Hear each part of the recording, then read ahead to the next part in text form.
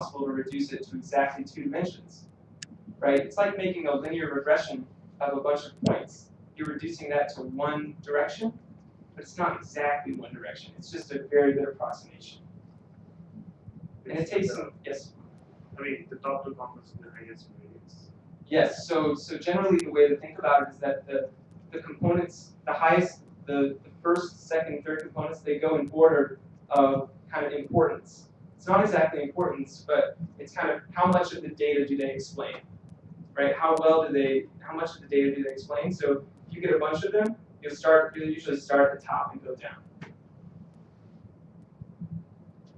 So that's probably that could be a whole other talk, actually, talking about dimensionality reduction. But yeah, it's a great topic. It's a really, really interesting topic, and it's very important. So does anybody have any other questions about kind of what LSA is basically doing? You're reducing the dimension by kind of combining terms in a clever way. Okay, so let me show you kind of what the output of LSA is. So you have a reweighting of your, or rewriting of your document term matrix in terms of these components. So you instead of weighting words like you did in the document term matrix, you're weighting components. So the nice thing is now you've reduced it to only 2 components, which is very easy for a human or a picture to kind of interpret. So you can see that, for example, the 2 football ones have very similar LSA components. So component 1 and component 2 are similar. Component 1 for both is kind of similar, and component 2 for both are kind of similar. So that reflects that the documents are similar. So let's see what that looks like geometrically. So I plotted these because they're just 2-dimensional, so you can kind of plot along the axes. So this is the first principal component axis, and this is the second principal component axis. So what you've got are a bunch of vectors. And in fact, the 2 football documents, these are these right here, they're almost exactly lying on top of one another, right? And that represents the fact that they're actually very similar documents. In fact, the most common way to compare the similarity of documents when you've done LSA is to use what's called cosine similarity. So if you're familiar with other types of machine learning, then you might have used cosine similarity before, but you're essentially measuring the angle between 2 documents, and mathematically you're taking the dot product of the 2 documents, which you know, if they're unit vectors, it gives you the cosine of the angle. So I used to teach calculus. So I feel like I'm back. So this is great because you've changed a problem that's essentially fully unstructured. How close are these 2 documents to one another? To something that's fully geometric, right? It can be shown in a picture and can be interpreted really well and rapidly in a computer. So any questions about this? About cosine similarity? So you're measuring the angle between 2 documents to see how close they are. So I'll show you the document similarity matrix. Oh, yes? So the last one says you can use cosine similarity for search. If someone gives you an arbitrary search term, how do you project an arbitrary set of search terms, so bag of words? How would you project it, make a vector like that? Yeah, Yeah, that's a good question. So his question is, if you have a term that wasn't in your original list of terms, right? That wasn't in your original document term matrix, right? So it's not one of the weights in your LSA components, right? So that's a problem. Well, I mean, there's a lot of different ways to answer this question, but the simplest way is just if none of the terms in your search, so just strip out the terms in your search term that weren't one of the terms you originally had, right? So because those terms won't really help you in your search anyway, right? If they weren't there originally. But yeah, that's a very good question. Say it again?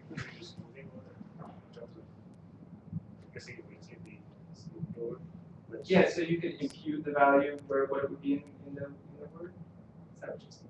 I'm just saying, if you use smoothing to, like, if there are missing words, you distribute the weights, and then distribute the weights across the vectors that we have. I don't know. David, do you know? Not quite sure. It's a question. Yeah, it's okay. It's okay. No, it's okay. I think his question is how do you kind of handle a missing word without just dropping it, right? Yeah, well, I'm not exactly sure, but maybe we can talk about that afterwards and So maybe somebody here knows. So this is the similarity matrix. So this is, all I've done is multiply two matrices to get that, because multiplying matrices is like doing a bunch of dot products, right? So that's like finding the angles between the two terms. So you can see that this matrix is a symmetric matrix because it's Python is super cool and machine learning is super fun. Should be the same thing as machine learning is super cool and Python is super fun, right? Or you know what I mean? They should be similar. The similarity between words is a symmetric operation. It's also got ones along the diagonals because each word is exactly similar to itself. And you can see that the calculation for the two football ones, so we have football is great to watch at the bottom, and very high similarity here, 0.99 similarity. So it's actually, this is a very, very simple example, and it's not a real-life example, but it is extracting some meaning, even in this simple example. Somehow it's identified that these documents are similar because they have similar words. So I think we're almost done here. So what can you do to make this fancier and more accurate? So you could use more terms, right? You could use different kinds of weightings. A common one is TF-IDF, which means term frequency inverse document frequency. So the idea behind that is that some words just appear a lot, period. So maybe they're not that interesting, right? So maybe you have a bunch of documents that are all about data science and the word data appears all the time. Well, to distinguish between documents, it would make sense to try to weight the word data a little bit less, right? So it doesn't kind of overweight itself, overfit on in an algorithm that you do. So that's what TF-IDF does. It takes into account the overall frequency of the words in all the documents versus how frequent it is in a single document. And there are other cool alternative dimensionality reduction techniques. So that all have really cool names, which is important in machine learning, right? Because everything has a cool name. So isomat, Laplacian eigenmaps is my personal favorite. These kind of methods are all for situations where maybe your data, so PCA and LSA are linear. They're using straight up vectors. They're not doing anything clever if the data happens to be curved, right? So these kind of systems are for doing dimensionality reduction in nonlinear situations. And you can try it on your own. So there should be some code on my site live now that you can check out. You can try the same thing. I would recommend going to Kaggle, Kaggle.com, and getting the data. So it's proprietary data, so I couldn't host it on my own website. But you can download it off of Kaggle from the Stack Overflow competition and give it a shot. So there's a little bit of data, a little bit of code to clean it using pandas. So you'll have to install a few packages if you try this, but it's definitely worth it. And there's sample code on my personal website, williamgstan.com. We've got a little bit of stuff about LSA with 3 components, document similarity, and a little bit of attempts at clustering for some of these documents. Any questions about that? Yes, Sean? Is there some sort of like goodness to fit thing so you know how many components to use? Yeah, so there are weights that pop out when you do PCA or LSA that supposedly tell you what percentage of the total variance in the data that is explained. So if your data is lies on one line, so that means one vector could describe it, then your weighting on your first PCA component should be extremely high. And that's the way to test. A lot of it's just purely experimental though in real life because your PCA components explaining variance, the amount of the variance they explain in your data, like how well they overall fit your data geometrically, may not actually reflect how well they'll work in a machine learning algorithm. Interesting data. I have one more question. Yes. Have you used Mahout, and how does that, if so, how does it compare? I have not used Mahout.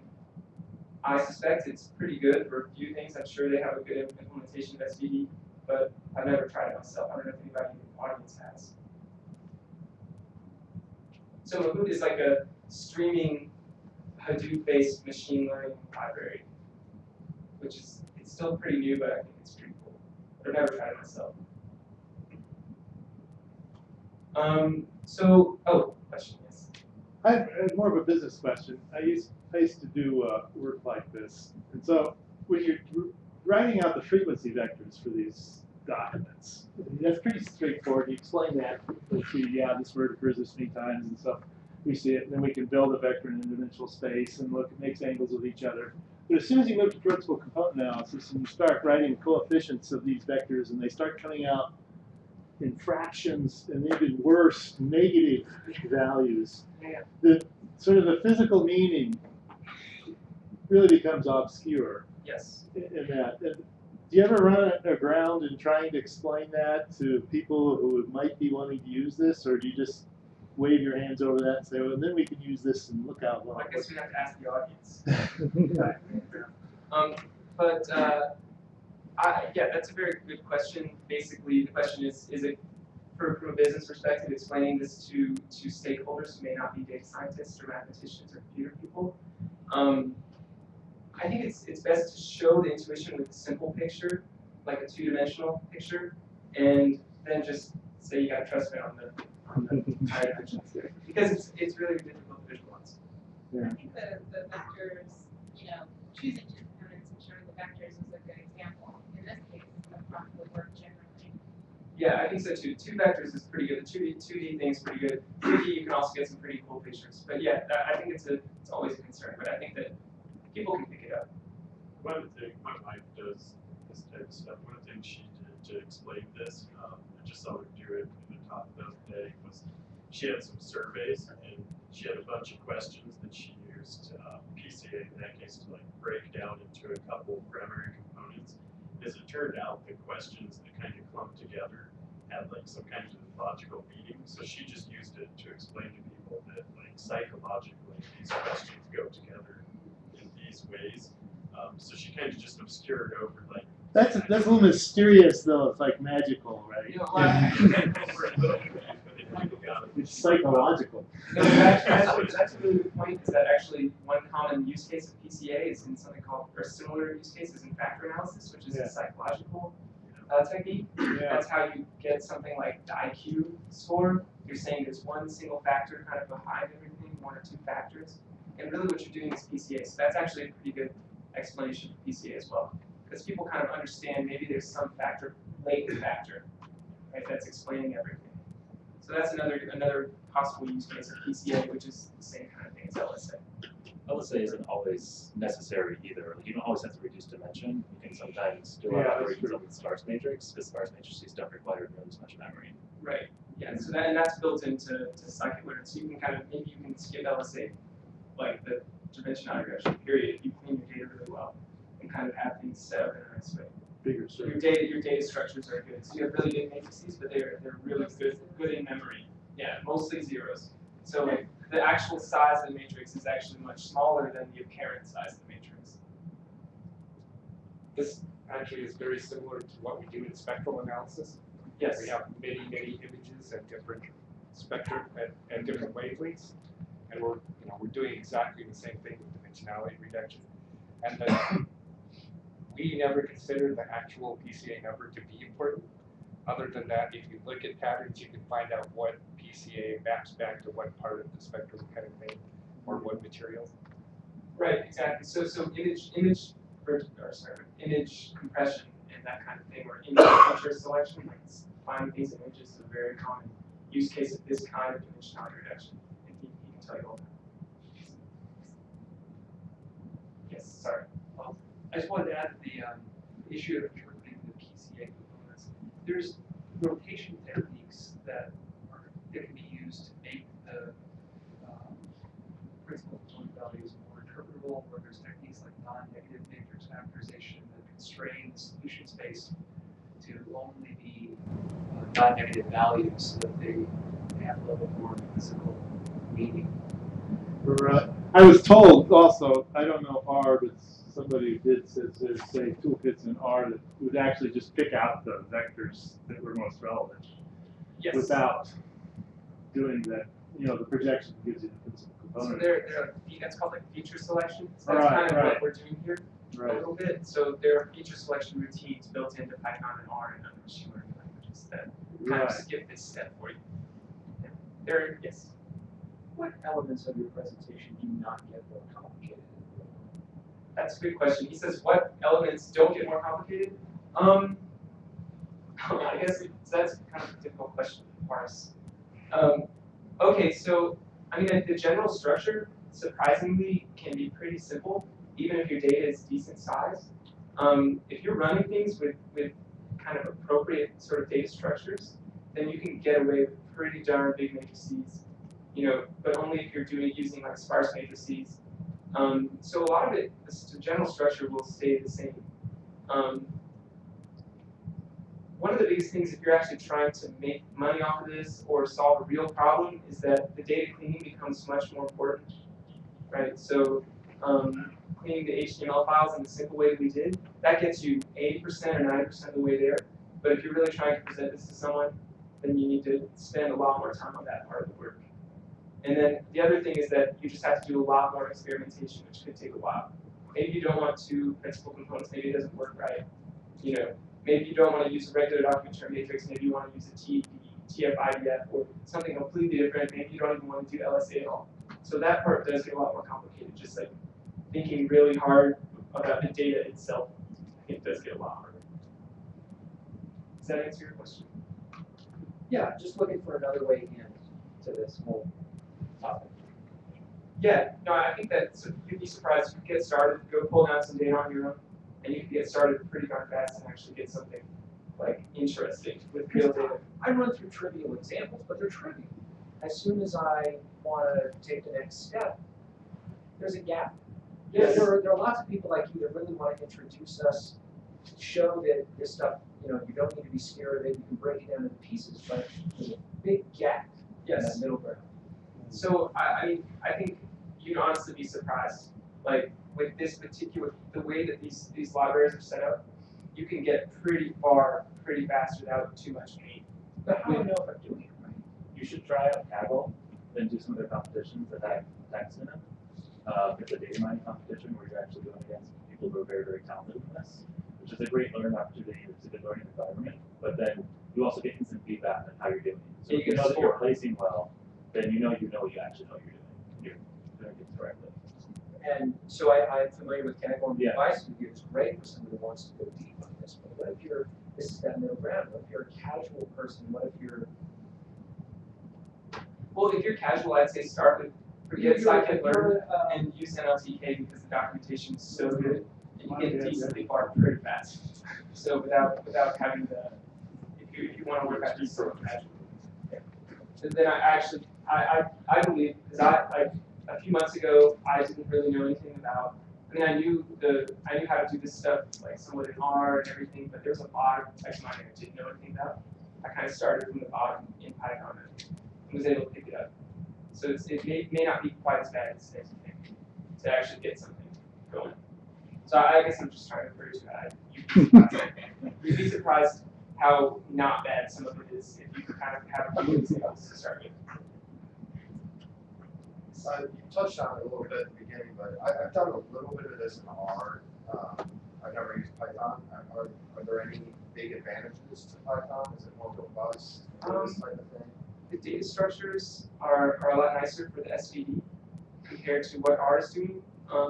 If you're doing PCA in R, as far as I can tell, it's not as optimized. It's not very efficient with sparse matrices unless you actually dig in and think a little bit about what R is doing. Whereas on the other hand, in scikit-learn, the natural way to do this stuff is with sparse matrices, so you don't have to be as afraid of everything blowing up memory-wise. So I would say that's a big advantage. It's just more natural to do things in a fast way. Yes. I can speak to that a little bit. The advantage, say, using Python is that a lot of the work, as in Wayne's presentation, is going to be about ingest and cleansing and formatting and taking out outliers. And Python's going to kick ass, excuse the expression, at doing that sort of thing instead of trying to do that. But, if you're trying to do networking type stuff in R, that's not going to work as well for you. Whereas if you're doing it all in one language, then like Will is doing here, it's a smoother workflow, and it doesn't introduce artificial boundaries into your data flow. Yeah, we use SAS to do a lot of content, and we were pushing it through the R modules. I didn't know anything about the vectorizing. I wish I did about a year ago. It would have been extremely helpful for us. We unfortunately didn't capture the data on a big review with hundreds of people at the right level, and we ended up at the end of the project with people reading through comments to get down to more granular levels. It was definitely a nightmare. Yeah, I'd say that's one advantage. I mean, that is a huge advantage of Python versus something like SAS, is that it's just more naturally integrated with other open source tools, especially that you can get for free and work really well.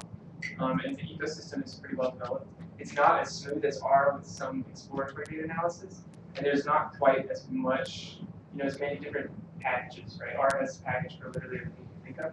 Python probably has a package for the one that you need, though. You can always call R from Python. Yeah, exactly. Just pass it around.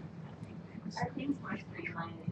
Because I found with R that there would be a bunch of different drivers for doing things. They'd all be, like data type would be slightly different for this versus that. Yeah, I think in Python, because it's younger and it's been kind of built up in a more systematic way in kind of the open source world, especially scikit-learn, it's a little bit more streamlined. So in R, there's PR comp and print comp that work differently. Principal components analysis. It's a pain. If you didn't know, you'd have to go through the code to figure out which one's better and which one works better. So, and one of them definitely is, but I think it's PR. So, yeah, but I mean, R is great. I love R. You can actually do tons of this stuff in R. There's a TM library. I'm way out of time. No, it's okay. It's okay. Does anybody else have any questions?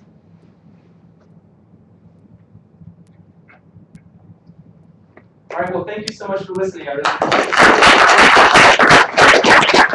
it.